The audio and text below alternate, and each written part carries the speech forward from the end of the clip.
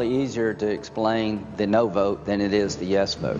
But I do know this, that your country would be well served if you decided today to pause and wait to find out what the right answer in Egypt is. I do know this, that if Egypt goes, the entire region blows up. And the biggest fear I have is radical Islamists are closer to getting nuclear weapons and chemical weapons than any time in my lifetime. And if Egypt becomes a failed state, that's one more problem for us to have to deal with rather than focus on the Iranian efforts to march toward a nuclear weapon. So radical Islam has not forgotten about us.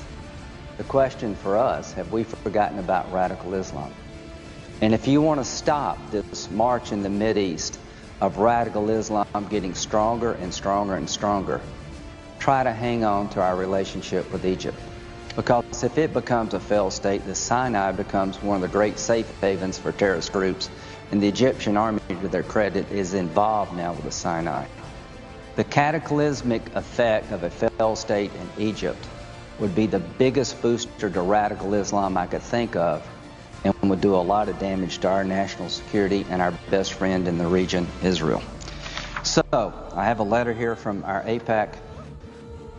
I asked them to comment on this, and they're saying we're writing to express our concerns over the Paul Amendment to the Transportation HUD Appropriations Bill that would eliminate military assistance and sales to Egypt. We do not support cutting off all assistance to Egypt this time, as we believe it would increase the instability in Egypt and undermine important U.S. interests and negatively impact our Israeli ally. As you know, Egypt is the largest Arab state in the Middle East and has played a vital role in advancing key U.S. interests in that region. Citing just two examples, the government of Egypt has maintained the peace with Israel and has taken important steps to address the instability in the Sinai. Events in Egypt are rapidly evolving. We believe that for now, the United States could avoid taking any precipitous actions against Egypt, such as cutting off all assistance. We look forward to continuing to work with you on these critical issues addressed to Senator Menendez and Corker. One final thought.